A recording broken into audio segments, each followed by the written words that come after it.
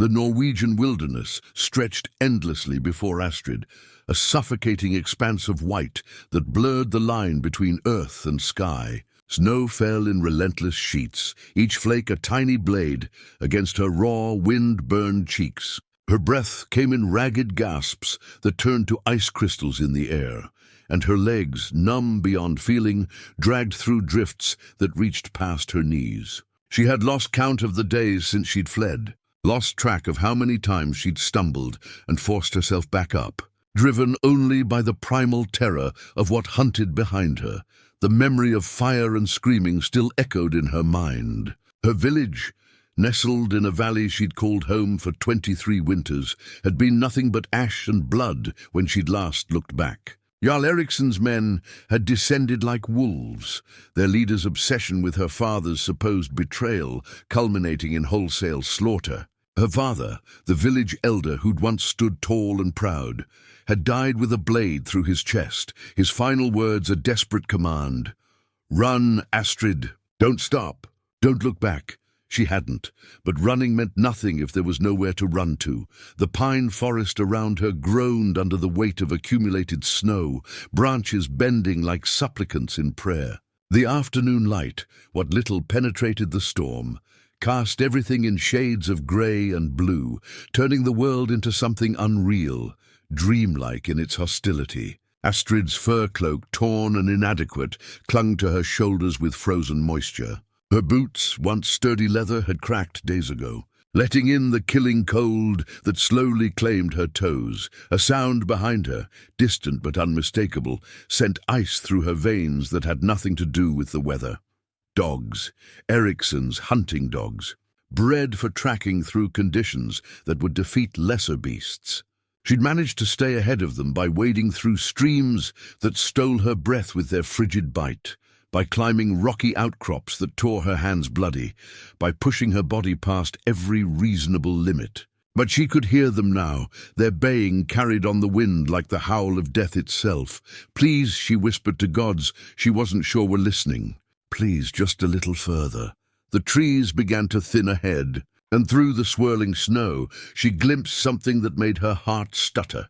Smoke, multiple columns of it, rising in disciplined lines that spoke of human habitation, of warmth and shelter and possible salvation. A settlement, larger than her destroyed village, with structures she could barely make out through the storm. Longhouses with peaked roofs designed to shed snow, walls of timber and stone, the organized chaos of a thriving community. Hope, dangerous and desperate, flooded through her. It gave her legs strength they shouldn't have possessed, propelled her forward through the snow with renewed urgency. The barking behind her grew louder, closer, accompanied now by the shouts of men. They'd seen her break from the tree line. They knew they had her cornered. The settlement's gates loomed before her, massive wooden doors, reinforced with iron, standing open despite the storm in a display of either confidence or foolishness. Guard towers flanked the entrance, and she could see figures moving atop them, warriors with spears and bows who'd certainly spotted her stumbling approach. She didn't care if they were friendly or hostile. Anything was better than Eriksson's men catching her out here in the open. Help! She tried to scream, but her voice came out as barely a croak, torn raw from days of cold and fear. Please help me! She was perhaps 50 paces from the gates when her legs finally betrayed her. The numbness that had been both blessing and curse suddenly became absolute, and she pitched forward into the snow, her body refusing to obey her mind's frantic commands.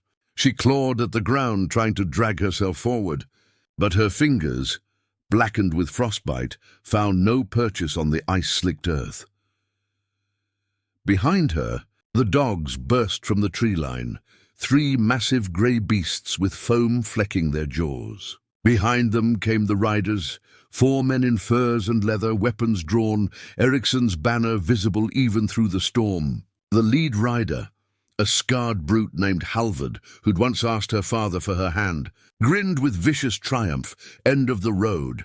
Little rabbit, Halvard called out, his voice carrying across the snow. Jarl Eriksson will be pleased to have you back. He has questions about your father's friends, and you're going to answer them before he lets you die. Astrid tried once more to move, but darkness crept in at the edges of her vision. Her body, pushed beyond all endurance, had simply given up. She could feel consciousness slipping away, could feel the cold finally winning its patient battle against her life. At least she wouldn't feel whatever Halvard had planned. At least it would be over.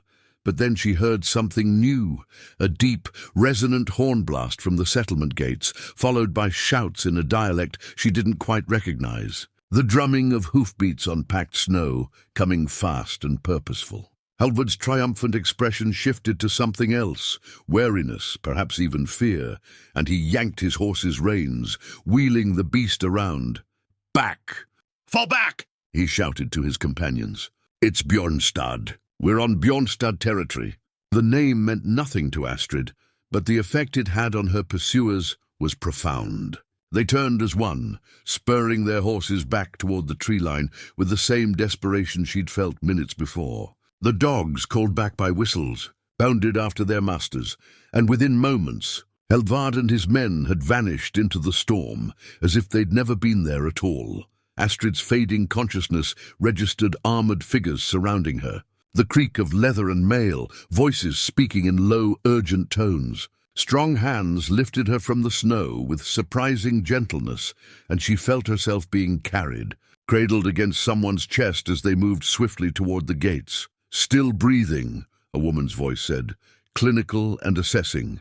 "Barely frostbite on the extremities, probably hypothermic. Get her inside, quickly. The Warlord will want to see her," a man replied, uncertainty in his tone. "Anyone fleeing from Eriksson's dogs, she'll be dead before he gets the chance if we don't warm her now. Move!"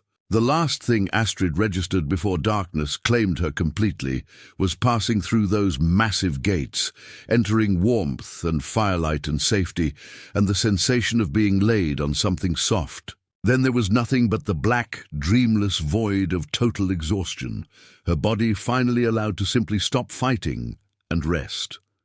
She didn't know how long she drifted in that darkness. Time became meaningless, a fluid thing without markers or measure. Occasionally she surfaced enough to register sensations, heat on her skin, the taste of something bitter on her tongue, voices speaking in concerned tones, but these moments passed quickly, sucked back down into the depths of healing unconsciousness. When awareness finally returned fully, it came not gradually but all at once, like breaking through ice into frigid water.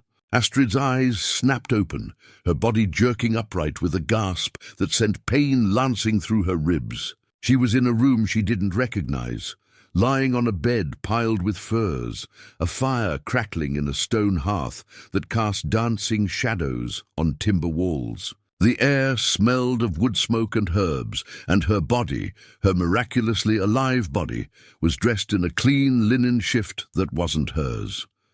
Panic surged through her veins. Where was she? How long had she been unconscious? Were Eriksson's men still hunting her? She tried to swing her legs out of bed, but her body protested with a symphony of aches and sharp pains. Her hands, wrapped in clean bandages, throbbed with each heartbeat, and her feet sent shooting agony up her legs when she tried to put weight on them. "I wouldn't try standing just yet," a voice said from the shadows near the door, deep and resonant, carrying the weight of absolute authority. "You'll be on your back again before you take 3 steps." Astrid froze, her heart hammering against her ribs. A figure stepped forward into the firelight, and her breath caught in her throat. The man was enormous, easily a head taller than any warrior she'd ever seen, with shoulders that seemed to fill the doorway. His face was a map of violence survived, a scar running from his left temple down across his cheekbone, another bisecting his right eyebrow. His hair, dark as a raven's wing, with threads of silver at the temples, was pulled back in intricate braids that spoke of status and warrior tradition. His eyes, pale grey like winter ice, studied her with an intensity that made her feel simultaneously seen and terribly vulnerable. He wore simple clothes, a dark tunic and trousers, leather boots, but they did nothing to diminish the aura of danger that surrounded him like a physical force. This was a man accustomed to command, to violence, to taking what he wanted without question or apology. The sword at his hip, its pommel worn smooth with use, seemed as natural a part of him as his own hand. "Who are you?" Astrid managed, her voice still rough but stronger than she'd expected. She pulled the furs up to her chest, suddenly aware of how exposed she was, how vulnerable. "Where am I?"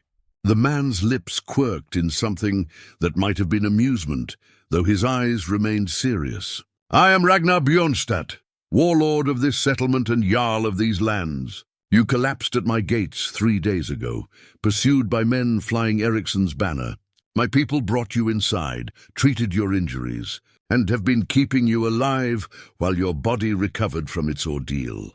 He crossed his arms over his broad chest, the movement making the muscles in his forearms shift beneath scarred skin. "Now I have questions, and you're going to answer them. Starting with your name, and why Jarl Eriksson wants you badly enough to chase you onto my territory. 3 days. She'd been unconscious for 3 days.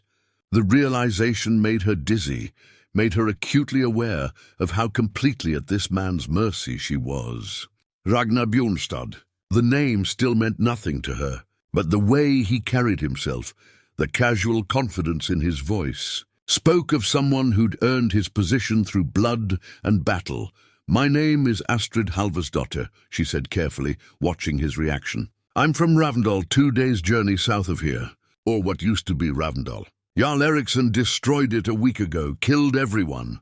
My father was the village elder.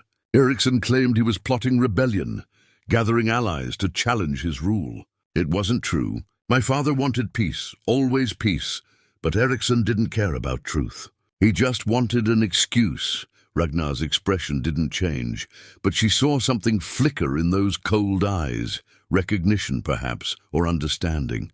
"Ravndal. I knew of your village. Good people, honest traders. Your father had a reputation for fairness." He paused, studying her with that same intense focus. "Eriksson's been expanding his territory for years, swallowing settlements that can't defend themselves, using accusations of rebellion as justification.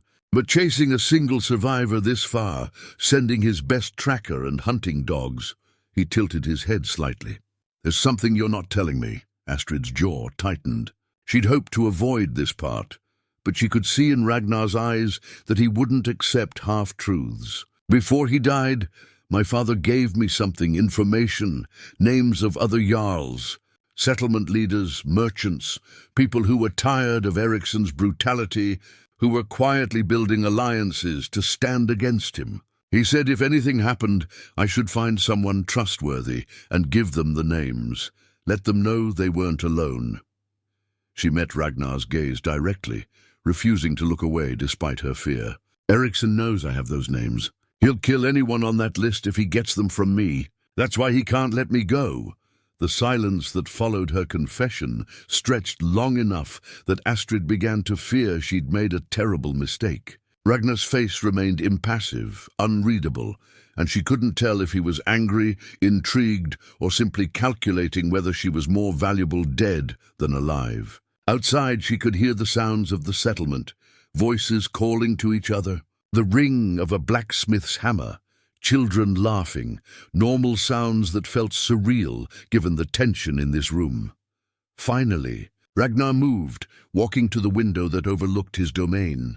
"You've put me in a difficult position, Astrid Halvarsdottir," he said, his voice measured but not unkind. "If I harbor you, I'm declaring myself Eriksson's enemy. If I turn you away, you're dead within a day, and those names die with you. If I hand you over—" He turned back to face her, and there was something dark and dangerous in his expression. "That's not an option I'm considering, but Eriksson will assume it is. He'll send envoys, offer alliances or threaten war, and I'll have to deal with the consequences of whatever choice I make." Astrid's hands trembled beneath the furs. I'm sorry. I didn't mean to bring trouble to your door. If there's anywhere else I can go, there isn't," Ragnar interrupted, his tone flat and final. "You barely survived getting here. The next settlement that might take you in is 5 days through mountain passes that are already closing with winter storms. You'd be dead before sunset if you tried." He crossed back to the bed, and Astrid fought the urge to shrink away from his imposing presence. But I didn't save your life just to watch you throw it away. You're staying in Bjornstad, under my protection. Relief flooded through her, so intense it made her lightheaded. Thank you. I swear I'm not finished, Ragnar said, his voice cutting through her gratitude like a blade through silk. Your presence here needs legitimacy, something that makes you untouchable, even to Eriksson. If you're just a refugee, I'm sheltering out of kindness. That's weak ground to stand on. It invites challenge, invites him to test my resolve. He paused, his grey eyes boring into hers with uncomfortable intensity. But if you're mine, truly mine, bound to me by law and custom, that's different. That's a declaration, a line drawn that even Eriksson will hesitate to cross. Astrid's breath caught. What are you saying? I'm saying you're now under my personal claim, Ragnar stated, as casually as if he were discussing the weather. By the old laws, by the customs that still hold weight in these lands, I'm declaring you my ward and responsibility. You'll live in my household. You'll be protected by my name and my warriors, and anyone who moves against you moves against me, directly. He leaned forward slightly, his scarred face serious. This isn't a marriage proposal, if that's what concerns you. It's political necessity, but it means your freedom is limited, your movements restricted, and your life bound to mine until the situation with Eriksson resolves. One way or another, the room seemed to tilt around her. Astrid had fled one prison, only to find herself in another, albeit a much more comfortable one. But what choice did she have? Death waited outside these walls, and Ragnar was offering the only protection that might actually keep her alive. Still, everything in her rebelled against the idea of belonging to anyone, of being claimed like property. And if I refuse? She asked, though she already knew the answer. Ragnar's expression softened fractionally, the first hint of something like sympathy crossing his brutal features. Then I'll give you supplies, warm clothes, and a horse, and you can try your luck in the wilderness. But we both know how that ends. He straightened, crossing his arms again. I'm not your enemy, Astrid. I don't take pleasure in stripping away your choices. But I rule these lands by making hard decisions, and this is one of them. You're too valuable to risk losing, too dangerous to let wander free, and too vulnerable to protect any other way. She wanted to argue, to rage against the unfairness of surviving one nightmare, only to be trapped in another situation, beyond her control. But the rational part of her mind, the part that had kept her alive through the frozen wilderness, recognized the truth in his words. This wasn't cruelty.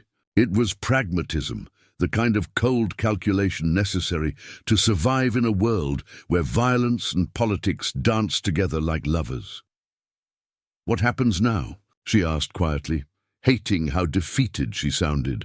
Now you rest and heal, Ragnar replied, moving toward the door. Sigrid, my housekeeper, will bring you food and help you with anything you need. Your frostbite wasn't severe. You'll keep all your fingers and toes, though they'll pain you for a while. Once you're strong enough to walk, we'll discuss what comes next, including those names your father gave you. He paused at the threshold, glancing back at her. For what it's worth, I meant what I said. You're under my protection. No one in this settlement will harm you, and anyone who tries will answer to me. You're safe here, even if it doesn't feel that way yet. Then he was gone, the door closing behind him with a soft click that somehow sounded like a prison lock sliding home. Astrid sat in the sudden silence, her mind whirling with the implications of what had just transpired. She'd escaped Eriksson only to become the claimed ward of another warlord, her fate tied to a man she didn't know, didn't trust, and certainly didn't understand. The fire crackled cheerfully in the hearth. Oblivious to her turmoil, and exhaustion began to creep back through her limbs. She lay back against the pillows, staring at the timber ceiling, and tried to process everything that had happened. 3 days ago she'd been dying in the snow. Now she was alive, warm, and bound to a scarred warrior, whose reputation she'd need to learn quickly if she hoped to navigate whatever came next. A knock at the door interrupted her spiraling thoughts. "Come in," she called, expecting the housekeeper Ragnar had mentioned. Instead, a young woman entered, perhaps Astrid's age or a year or two older. with honey-blonde hair braided in the northern style and intelligent green eyes that assessed Astrid with frank curiosity. She carried a tray laden with food that made Astrid's stomach growl audibly: roasted meat, dark bread, cheese, and a steaming bowl of something that smelled like heaven. "I'm Sigrid," the woman said, her voice warm and friendly, carrying none of the wariness Astrid might have expected. "I manage Ragnar's household, which means I'm about to become your constant companion and probably occasional annoyance." She set the tray on a small table beside the bed, her movements efficient and practiced. "You must have questions. Everyone who ends up under Ragnar's protection does." Astrid accepted the bowl, some kind of rich stew with vegetables and tender chunks of meat, and took a careful sip. Sigrid settled into a chair near the fire, her expression thoughtful. "That's not a simple question. Ragnar Bjornstad is many things: warrior, strategist, leader. He's brutal in battle, ruthless with enemies, and absolutely unforgiving of betrayal. But he's also fair, protective of his people, and surprisingly patient with those he's decided to shelter." She smiled slightly. "I came here 5 years ago, fleeing a marriage arrangement to a man 3 times my age. Ragnar took me in, gave me work and purpose, and never once demanded anything in return beyond honest service. He's saved more lives than he's taken, though most people only remember the latter. But he just claimed me," Astrid pointed out, unable to keep the bitterness from her voice. "Took away my freedom like it was his right. Did he?" Sigrid asked gently. "Or did he give you the only freedom that matters right now, the freedom to stay alive? The old laws about claiming wardship aren't pretty, but they exist for reasons like this. Eriksson can't challenge your presence without challenging Ragnar's honor, and that means war. War that Eriksson isn't ready for, not yet. Ragnar's giving you time, protection, and breathing room to figure out your next move." She leaned forward, her expression serious. "That doesn't mean you have to like it, but it might help to understand that he's not doing this to control you. He's doing it because it's the only solution that keeps everyone alive." Astrid wanted to argue, but the words died in her throat. Sigrid wasn't wrong. She'd been so focused on what she'd lost, her freedom, her choices, that she hadn't fully considered what she'd gained: life, safety, a chance to recover and plan rather than simply react and run. "What happens if I want to leave eventually?" she asked. "Once things with Eriksson are settled?" Sigrid's smile turned sad. "Then Ragnar will probably help you go wherever you want, with supplies and guards to keep you safe. He's not a jailer, Astrid. He won't keep you here against your will once the immediate danger passes. But that's not today, and it won't be tomorrow. For now, you're stuck with us, with him. Might as well make the best of it." The rest of that first day passed in a haze of eating, sleeping, and trying to wrap her mind around her new reality. Sigrid came and went, bringing meals, checking her bandages, and providing companionship that Astrid found herself surprisingly grateful for. The other woman had a gift for conversation that never felt invasive, sharing stories of life in Bjornstad without demanding Astrid's own in return. By the second day of full consciousness, Astrid was strong enough to sit up without dizziness, and Sigrid helped her walk a few painful circuits around the room to rebuild her strength. Her feet still throbbed with each step, the frostbite leaving them tender and sensitive. But the healer, a stern woman named Helga who visited twice daily, pronounced her recovery remarkable. "You're young and strong," Helga said, applying fresh salve to Astrid's damaged fingers. "Another day or two in that storm, and you'd have lost these or died entirely. You're lucky Ragnar's patrols spotted you when they did." Luck. It felt like an inadequate word for the chain of events that had brought her here. But Astrid didn't argue. She was beginning to understand that Bjornstad ran on Ragnar's reputation and decisiveness, and that his people viewed him with a mixture of respect and genuine affection that spoke well of his leadership. On her third day awake, Ragnar returned. Astrid had been standing by the window, wrapped in a fur robe, watching the settlement below go about its business. The view showed her a thriving community, maybe 200 people, with well-built homes, organized streets, and a training yard where warriors practiced with weapons that caught the pale winter sunlight. It was impressive, speaking to years of careful leadership and strategic planning. "You're looking better," Ragnar observed, and Astrid jumped slightly, not having heard him enter. He moved with surprising quiet for such a large man, and she made a mental note to be more aware of her surroundings. "Thanks to your healers and Sigrid's cooking," Astrid replied, turning to face him. In the daylight streaming through the window, she could see him more clearly, the silver in his hair more pronounced, the lines around his eyes that spoke of years spent squinting into harsh northern sun, the way his scars had healed white against tanned skin. He was perhaps 10 years her senior, maybe more, but he carried those years with the confidence of someone who'd survived when others hadn't. "We need to discuss your situation," Ragnar said, getting straight to business in a way Astrid was beginning to recognize as typical. "Eriksson sent an envoy yesterday. He's demanding your return, claiming you're a thief who stole valuable documents from him. He's threatening sanctions, trade restrictions, and has implied that military action is possible if I continue to harbor you." Ice flooded Astrid's veins. "What did you tell him?"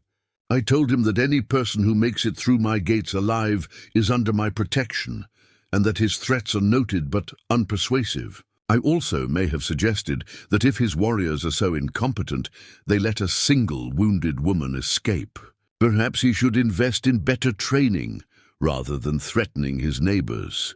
Ragnar's lips twitched in something that might have been amusement. He wasn't pleased. "Expect him to try other approaches, bribes, alliances, attempts to turn my own people against me. He's predictable that way." "I'm sorry," Astrid said, and meant it. "I never wanted to drag you into conflict with another Jarl." Ragnar shrugged, the gesture making his shoulders shift beneath his tunic. "Eriksson and I were always going to clash eventually. He's ambitious and expanding. I'm established and in his way. You're just the catalyst, not the cause. Besides," he moved to stand beside her at the window, his presence radiating heat like a forge. "Those names your father gave you, they represent potential allies, people who might stand with us against Eriksson's aggression. That's not something I can ignore, not if I want to protect my people long-term." Astrid studied his profile, the strong jaw, the way his eyes constantly scanned the settlement below, as if looking for threats. "You're going to use the information I have to build an alliance." "I'm going to use it to survive," Ragnar corrected, "and to help others survive. Eriksson won't stop with your village, and he won't stop with you. He'll keep pushing until someone pushes back hard enough to make him reconsider. Better that someone is me, backed by every settlement that's tired of living in fear." He turned to look at her directly, and the intensity in his gaze made her breath catch. "But I won't take that information from you by force. Those names that trust your father placed in you, it's yours to share or keep. I'm asking, not demanding."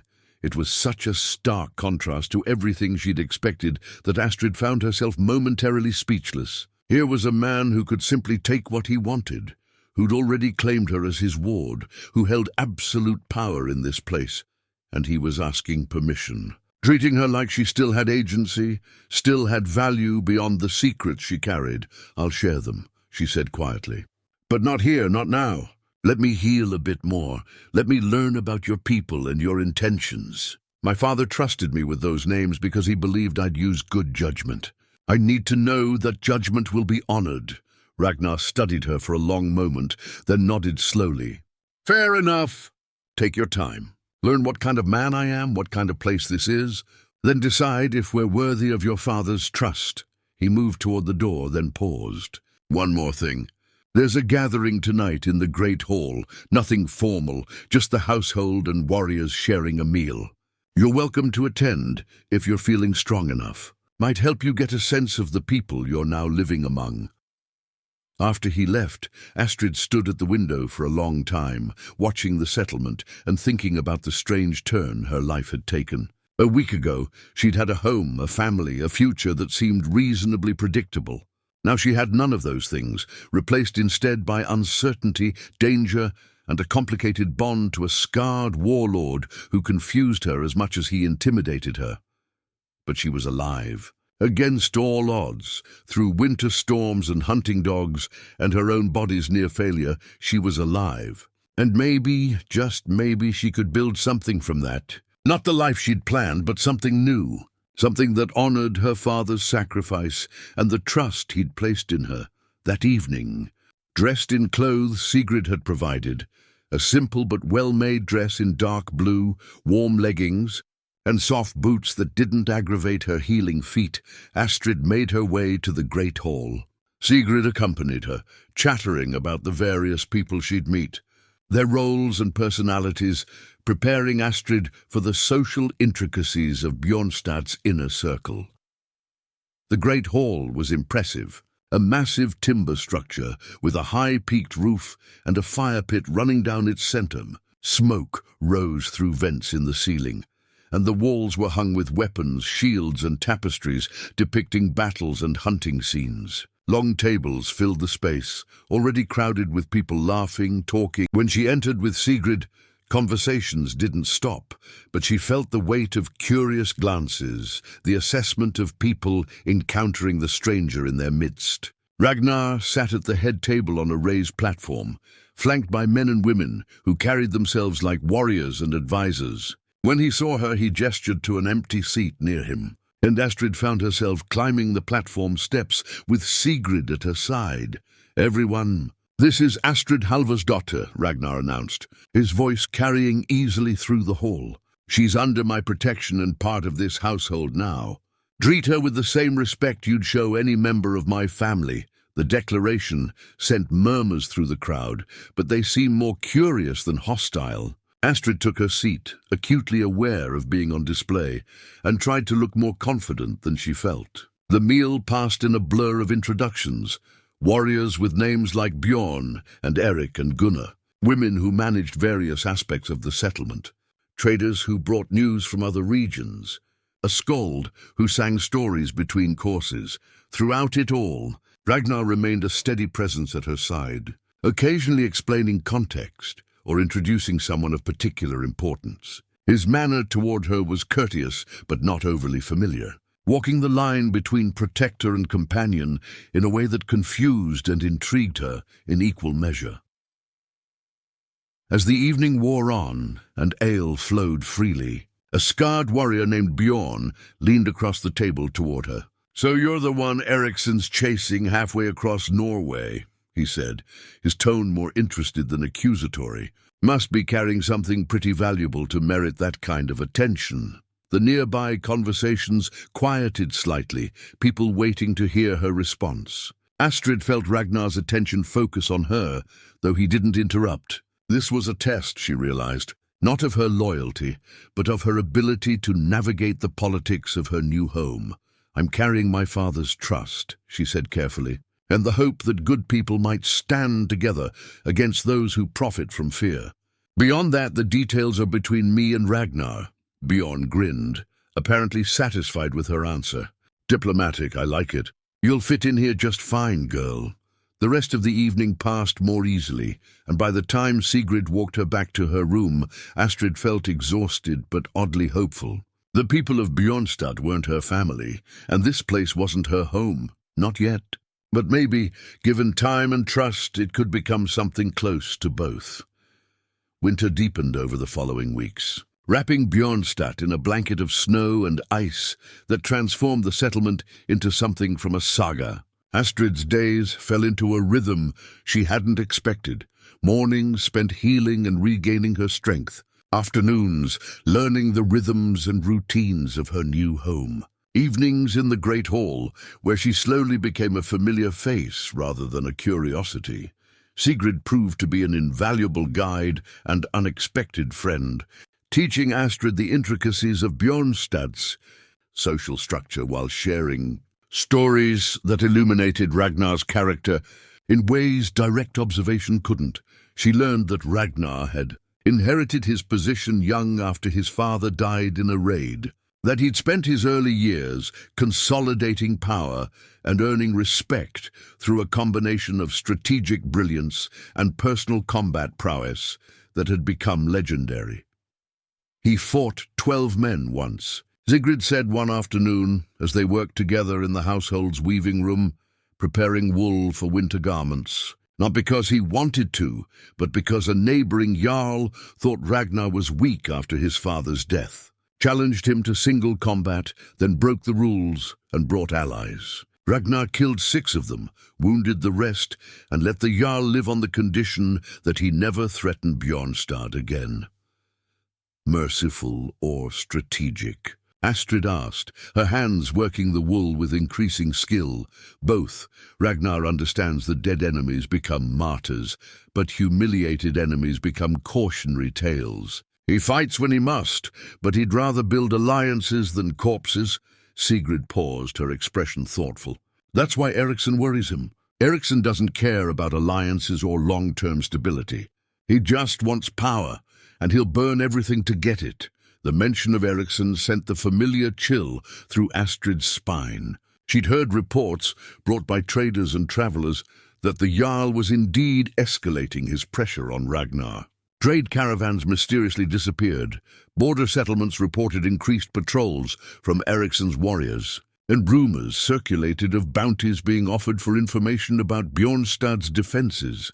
Ragnar handled it all with the same calm pragmatism he applied to everything, strengthening patrols, fortifying weak points in the settlement's defenses, and sending his own messages to neighboring Jarls that war was coming whether they chose sides or not. Astrid watched him navigate the political complexities with growing respect. This wasn't just a warrior who'd gotten lucky. This was a leader who understood that power meant responsibility, and that every decision rippled outward, affecting hundreds of lives. Her relationship with Ragnar himself remained complicated and difficult to define. He checked on her recovery regularly, their conversations ranging from superficial pleasantries to surprisingly deep discussions about governance, justice, and the weight of leadership. He never pressed her about the names her father had given her, though she knew he must be curious. Instead, he seemed content to let her find her footing, to learn whether he could be trusted through observation rather than demands. One particular evening, about a month after her arrival, Astrid found herself alone with him in his private study, a smaller room off the great hall filled with maps, documents, and the tools of administration. He'd invited her to see the preparations he was making, to understand the scope of what Eriksson's aggression meant for the region. These are all the settlements within 5 days' journey, Ragnar explained, pointing to markers on a large map spread across a heavy oak table. Green markers are allies, or at least friendly. Red are hostile or under Eriksson's control. Yellow are undecided. He tapped several yellow markers. These are the ones that matter. If they side with us, Eriksson's isolated. If they side with him, we're facing a war on multiple fronts. Astrid studied the map, her mind working through the strategic implications. And if they stay neutral, then they'll be crushed when Eriksson decides they're in his way. Neutrality is a luxury in times like these. Ragnar's finger traced a line from Eriksson's territory toward Bjornstad. He's building up forces here and here. Come spring, when the mountain pass is clear, he'll move, either to attack directly or to cut off our trade routes and starve us into submission. How many warriors does he have compared to you? About 3 to 1, maybe more. He's been recruiting aggressively. Mercenaries, dispossessed warriors, anyone willing to fight for coin or plunder. Ragnar's expression was grim. In a straight fight, we'd lose. That's why I need those alliances, why I need to know who your father trusted. If we stand together, the numbers balance. If we stand alone... He left the sentence unfinished, but the implication was clear. Astrid took a deep breath, feeling the weight of the decision she'd been avoiding. She'd spent weeks watching Ragnar, listening to his people, understanding the kind of leader he was. She'd seen him settle disputes with fairness, share his own resources during a supply shortage, and train young warriors with patience and genuine interest in their development. He wasn't perfect. His temper could be fearsome. His decisions sometimes ruthless, but he was honorable in a way Eriksson had never been. "My father gave me 7 names," she said quietly, her heart hammering. 7 leaders he believed would stand against Eriksson if they knew they weren't alone. "I can give them to you, but I want something in return." Ragnar's eyebrows rose slightly. "I'm listening. If we're building an alliance, I want to be part of it. Not just a protected ward hiding in your household, but someone who contributes. I know these leaders' reputations, understand their territories, and I'm the one my father trusted. Let me help carry his message. Let me be useful." For a long moment Ragnar said nothing, his grey eyes studying her with that unnerving intensity. Then slowly he nodded. "You want purpose, not just safety. I understand that. But understand this in return. If you step into this fight, you become a target in a different way. Not just someone Eriksson wants captured, but someone he wants dead before you can spread your message. Are you prepared for that?" "I stopped running the moment I collapsed at your gates," Astrid replied, surprising herself with the steel in her voice. "I'm not asking for safety anymore. I'm asking for the chance to make my father's death mean something." Ragnar's expression shifted, something like approval flickering across his scarred features. "Then we have an agreement. Share the names, help me understand these leaders, and you'll be part of the alliance we're building. But on one condition: you train. If you're going to be in danger, you need to be able to defend yourself. I'll assign someone to teach you weapons work, basic combat skills. Nothing elaborate, but enough that you're not helpless if things go wrong." It was more than Astrid had hoped for, and the relief that flooded through her was profound. She wasn't just surviving anymore. She was fighting back on her own terms, with her own power. "Who are the names?" Ragnar asked, pulling out parchment, and over the next hour, Astrid shared everything her father had told her. Jarl Halfdan of Skogheim, a cautious leader who'd lost settlements to Eriksson's expansion and harbored quiet resentment. Vridis Ironhand, a warrior trader who controlled key mountain passes and had refused Eriksson's attempts to buy her loyalty. Jorstein the Elder, a village chief with more influence than his small territory suggested, respected for his wisdom. 3 merchant families who'd suffered from Eriksson's heavy taxation and corruption. And finally, Magnus Ravencollar, a skald whose songs could sway opinion across entire regions and who'd witnessed Eriksson's atrocities firsthand. Ragnar listened intently, occasionally asking clarifying questions, his mind clearly working through how to approach each potential ally. "Your father chose well," he said when she finished. "These aren't just warriors or leaders. They're people with influence, resources, and legitimate grievances. If we can unite them—" He looked up at her, something new in his expression. Respect, perhaps, partnership. "This changes everything." The training started the next day. Ragnar assigned Bjorn, the scarred warrior who'd questioned her at the feast, to teach her basics. Bjorn proved to be a patient but demanding instructor, working with her in the training yard while other warriors practiced nearby. "You're small, which means you can't rely on strength," Bjorn explained, handing her a practice sword made of wood. "But small means fast, means unpredictable. We'll teach you to use that. Now show me your stance." The work was exhausting and often humiliating. Astrid had never held a weapon before, had never needed to think about balance and leverage and the brutal mechanics of violence. She fell countless times, earned bruises that painted rainbows across her skin, and struggled with muscles that screamed protest at unfamiliar demands. But she also improved. Slowly, incrementally, her body learned the movements, her mind grasped the strategies. Bjorn was right about her advantages. She was quick, smaller than most opponents, capable of movements and angles that larger fighters couldn't match. By the end of the second week, she could hold her own in basic drills. And Bjorn grunted approval more often than criticism. Ragnar watched her training sometimes, standing at the yard's edge with his arms crossed, his expression unreadable. Once, after she'd successfully disarmed Bjorn in a practice bout, Ragnar approached with something that might have been a smile. "You're learning," he observed. "I'm surviving," Astrid corrected, breathing hard. "There's a difference." "Not as much as you think." He gestured toward the other warriors. Every one of them started where you are, confused, overwhelmed, certain they'd never be good enough. The ones who succeeded were the ones who kept getting back up. You've got that quality. It's rare. The compliment coming from him meant more than it probably should have. Astrid found herself studying Ragnar more carefully after that, noticing details she'd missed before. The way he knew every warrior's name and fighting style, how he adjusted training to individual needs, the small kindnesses he showed when he thought no one was watching. He wasn't just respected out of fear. His people genuinely cared about him, and he returned that loyalty in ways both obvious and subtle. 2 months after Astrid's arrival, the first response to Ragnar's overtures came. Jarl Halfdan sent an envoy, a sharp-eyed woman named Inga, who assessed Bjornstad with the practiced gaze of an experienced strategist. The meeting took place in Ragnar's hall, with Astrid present at his request. Halfdan wants proof, Inga said bluntly, after the initial courtesies were dispensed with.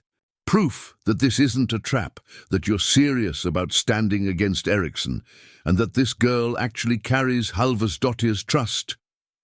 Ragnar gestured to Astrid.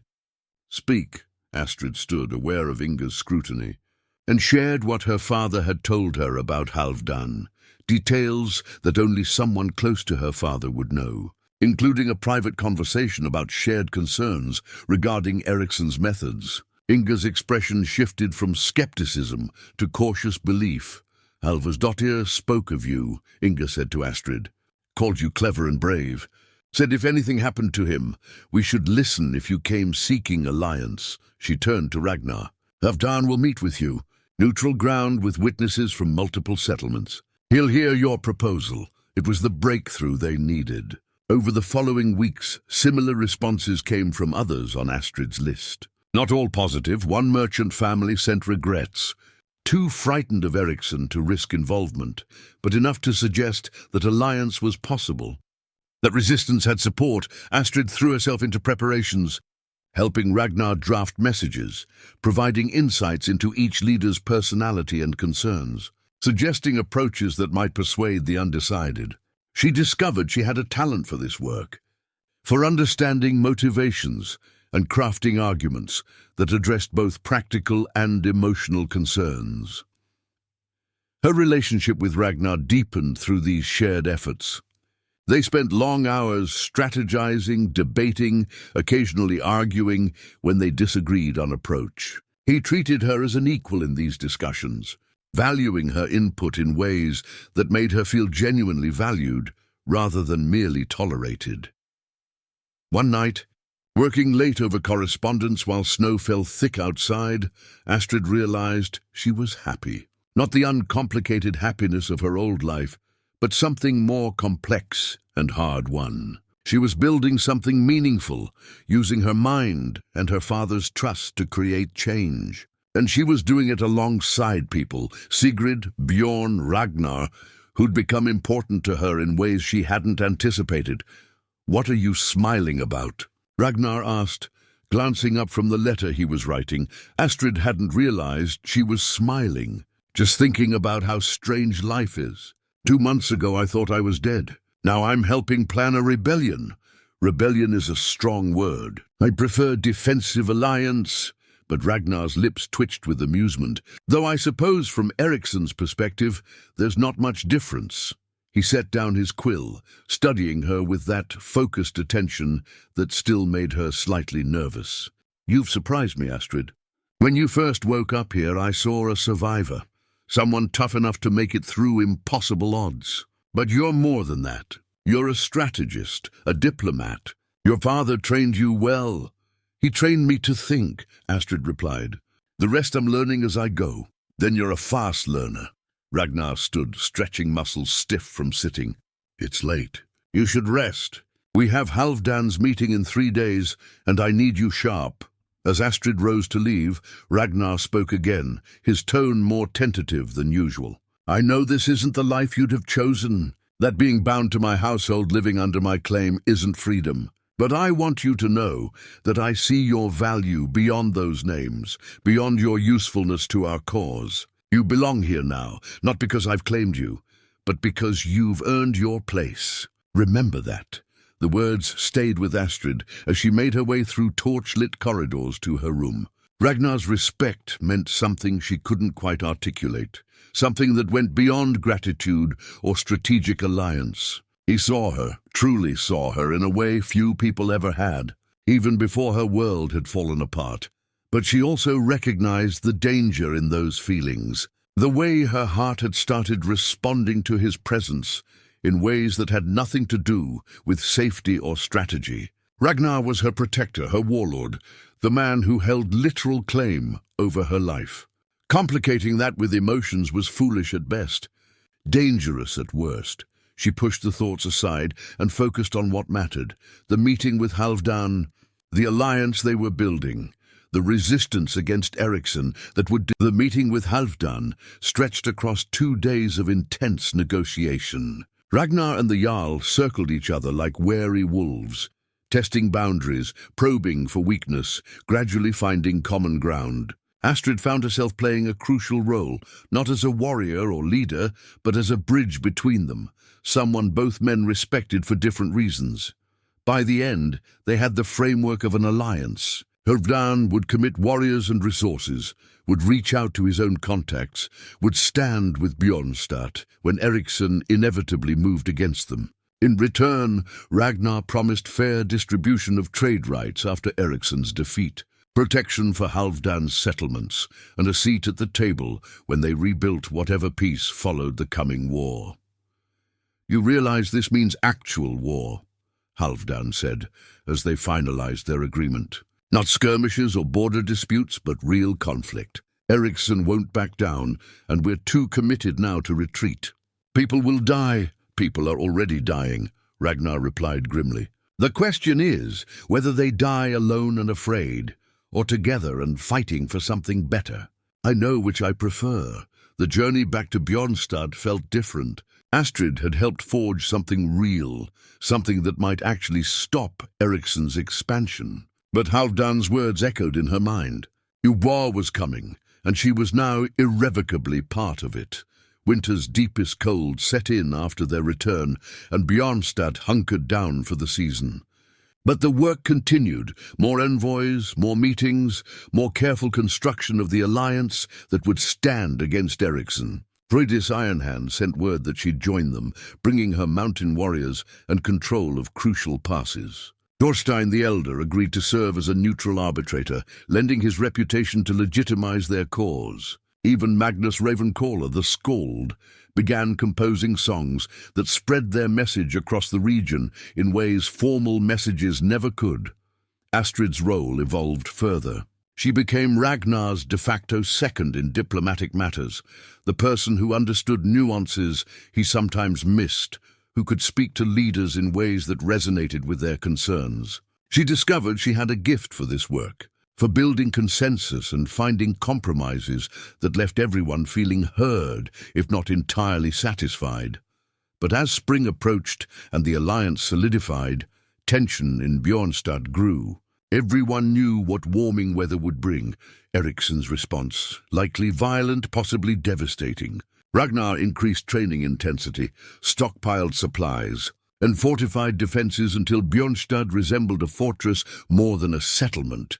Through it all, Astrid's relationship with Ragnar continued to deepen in ways that both thrilled and terrified her.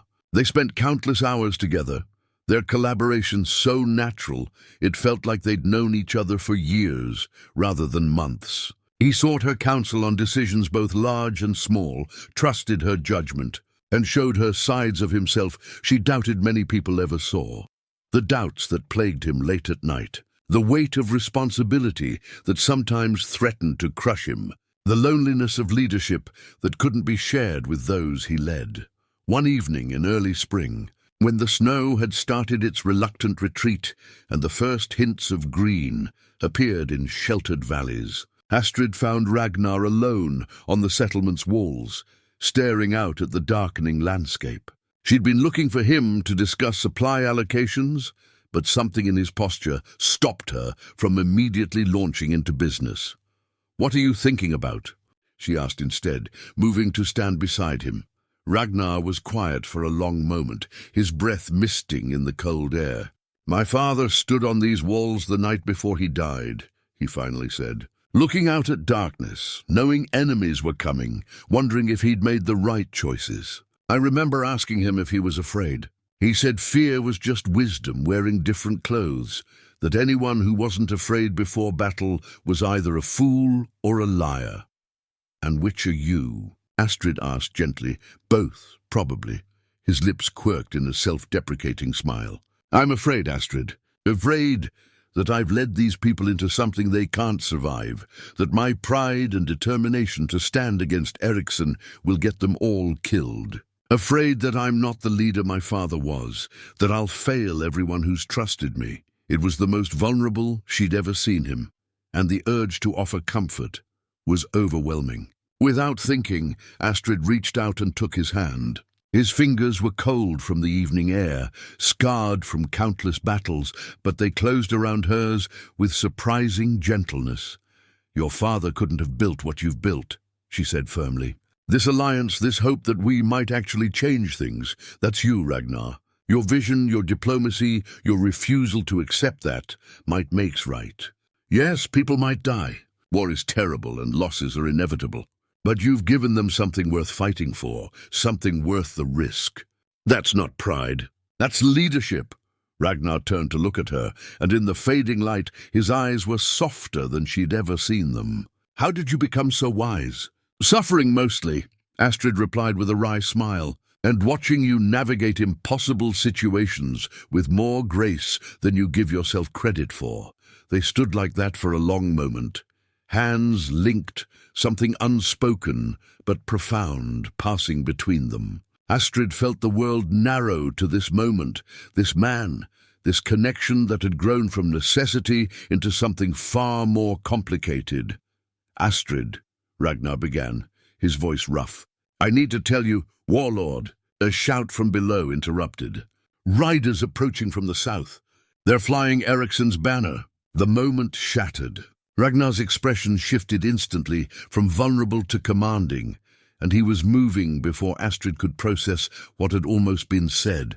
They descended from the walls together, finding the settlement already mobilizing, warriors arming themselves, civilians moving to secure positions, the organized chaos of a community that had drilled for this possibility.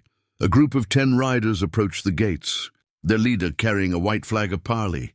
Ragnar allowed them entry, but only after they'd been thoroughly searched for weapons. The leader, a thin man with a clerk's ink-stained fingers rather than a warrior's calluses, produced a sealed document with Eriksson's seal. "My Jarl extends an offer," the messenger said, his voice carrying across the gathered crowd. "Return the fugitive Astrid Halvorsdottir to face justice for her crimes. Dissolve this illegal alliance you've been forming and submit to Jarl Eriksson's rightful authority over this region. In exchange, he will guarantee Bjornstad's autonomy and spare your people from the consequences of rebellion." The offer was met with angry murmurs from the crowd. Ragnar held up a hand for silence, his face carved from stone. "And if I refuse? Then you've chosen war. My Jarl has assembled forces beyond anything you can match. He will crush this settlement, kill everyone who resists, and sell the survivors into thralldom. You have 3 days to decide." Ragnar took the document, barely glancing at it before letting it drop to the ground. "Here's my answer. Tell Eriksson that Astrid Halvorsdottir is under my protection and will remain so. Tell him that this illegal alliance is actually free people choosing to stand together against a tyrant. And tell him that Bjornstad doesn't submit, doesn't surrender, and doesn't negotiate with men who murder innocents and call it justice." He stepped forward, and even the messenger flinched at the cold fury in his eyes. "You have until sunset to leave my territory. If you're still here after dark, you'll discover what happens to men who threaten my people." The messenger fled with his escort, and the moment they were gone, Ragnar turned to address his gathered people. "You heard the threat. War is no longer a possibility, it's a certainty. Eriksson will come with everything he has, and this will be the fight that defines our future. But I want you to understand something. We didn't choose this. We didn't ask for this. We simply refused to bow to brutality and call it peace." He paused, his gaze sweeping across the crowd, meeting eyes sharing strength. "I won't lie to you. The odds aren't good. Eriksson has more warriors, more resources, more experience with large-scale conflict. But he doesn't have what we have: unity, purpose, and the knowledge that we're fighting for something that actually matters. He's fighting for power. We're fighting for survival, for freedom, for the right to live without fear. That's not a small difference."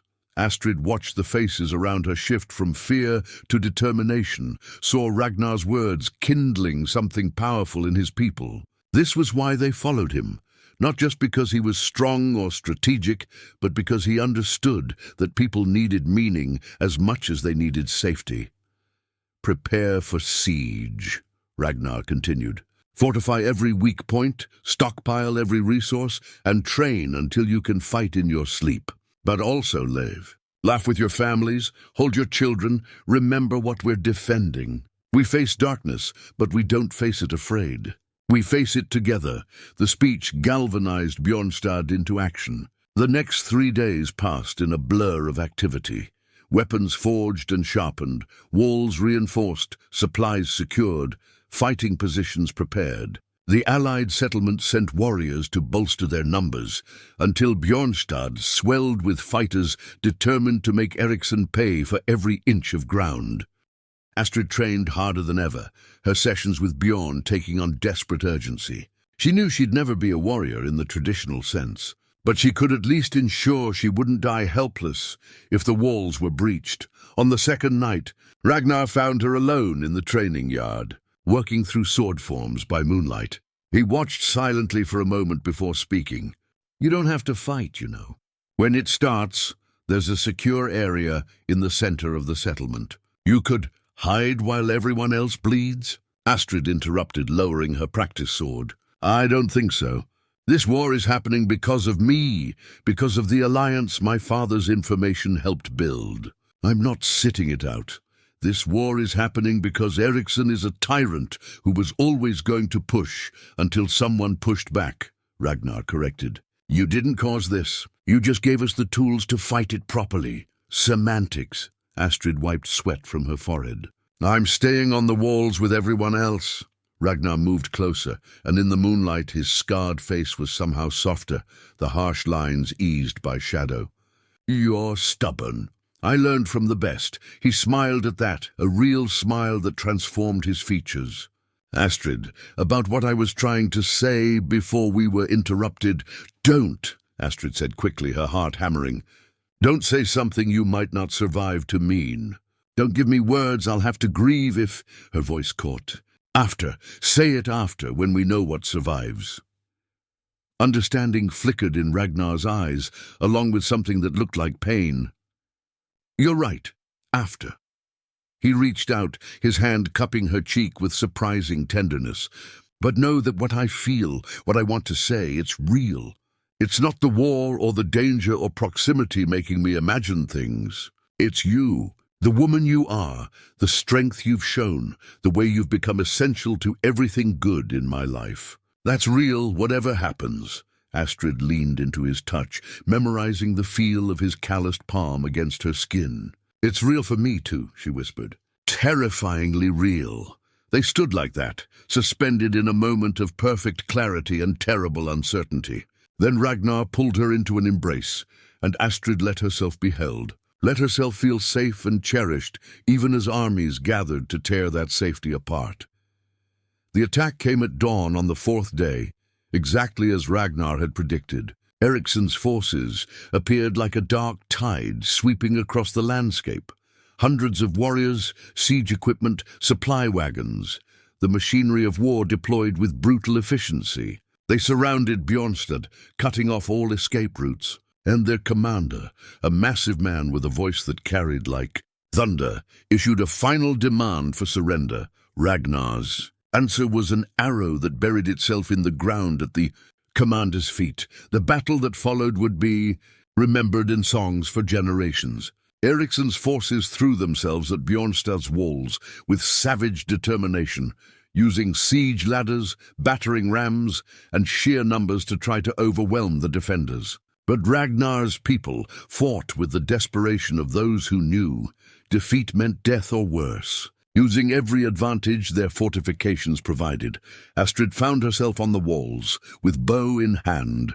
Her archery training, allowing her to contribute without engaging in close combat she wasn't ready for.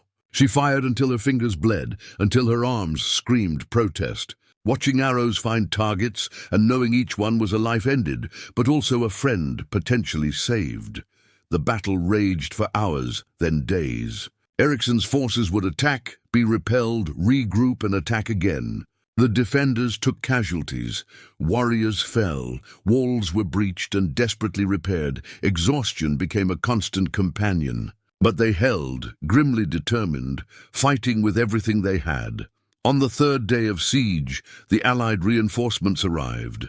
Halfdan's warriors hit Ericsson's forces from the east. Fridis's mountain fighters descended from the north, and suddenly the odds shifted. Eriksson found himself caught between Bjornstad's walls and fresh, determined enemies attacking his flanks and supply lines. The battle's tide turned. Ericsson's forces, stretched thin and demoralized by unexpected resistance, began to fracture. Small groups broke off, retreating toward their own territory. The siege equipment was abandoned. By sunset, Eriksson himself was in full retreat. His grand army reduced to scattered groups of survivors, fleeing through terrain that offered no mercy. Ragnar organized pursuit parties, but showed unexpected mercy, accepting surrenders, treating prisoners with respect, making it clear that this wasn't about revenge, but justice. We fought to defend ourselves, he told his warriors, not to become the monsters we opposed. The cleanup and recovery took weeks. Bjornstad had survived, but at terrible cost. 30 warriors dead, twice that number wounded, portions of the settlement damaged or destroyed. But they had survived, and more importantly, they had proven that resistance was possible. The tyranny could be challenged and defeated. The alliance held strong afterward, solidifying into something more permanent. A council formed, with representatives from each Allied settlement, dedicated to mutual defense and shared prosperity. Ericsson's territory was divided among neighboring jarls who'd suffered under his rule, and new leadership emerged that valued cooperation over conquest. Through all the recovery and rebuilding, Astrid worked alongside Ragnar, helping to navigate the complex politics of the aftermath. She found herself at the center of something unprecedented, a new kind of governance that valued voices over violence, consensus over command. Her father's vision, carried through his daughter's courage and determination, was becoming reality. 2 months after the battle, when spring had fully claimed Norway and new growth symbolized renewal, Ragnar found Astrid in the settlement's garden, a space being rebuilt from war damage, already showing signs of life. "I believe we had unfinished business," he said, and she knew immediately what he meant. After they'd survived, words could finally be said. "We did," Astrid agreed, turning to face him. Ragnar moved closer, taking both her hands in his. "I claimed you as my ward out of political necessity, but somewhere along the way you claimed me back. My respect, my trust, my heart. I don't know when it happened exactly, but I know I don't want to imagine my future without you in it." He paused, vulnerability clear in his expression. "I'm not asking you to stay out of obligation or gratitude. I'm asking because I love you, Astrid Halvarsdottir. Because you've become the best part of my life. Will you choose to stay? Not as my ward, but as my partner, my equal, the woman I want beside me for whatever comes next?" Astrid felt tears prick her eyes, not from sadness, but from the overwhelming rightness of this moment. "I collapsed at your gates expecting death. Instead, I found life, purpose, and a man who sees me as more than a burden or a tool. You gave me back my agency while teaching me what it means to truly belong somewhere." She squeezed his hands. "I love you too, Ragnar Bjornstad. And yes, I choose to stay, not because I'm claimed, but because this is where I want to be. With you, with these people, building something better than what we lost. He kissed her then, and the world fell away. All the pain, the fear, the uncertainty giving way to something pure and true. When they finally pulled apart, both were smiling, and Astrid realized that her journey had led her exactly where she needed to be. Not all who collapsed at village gates found love waiting inside, but some did, and in the harsh Norwegian landscape, where survival was never guaranteed.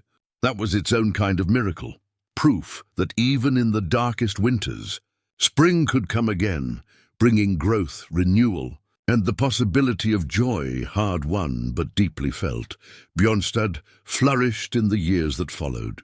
The alliance held, expanded, and became a model for how settlements could work together rather than constantly competing. Astrid and Ragnar led together, their partnership as powerful in governance as their love was in private moments. They built something lasting, something that honored the memory of those lost while creating opportunities for those who survived.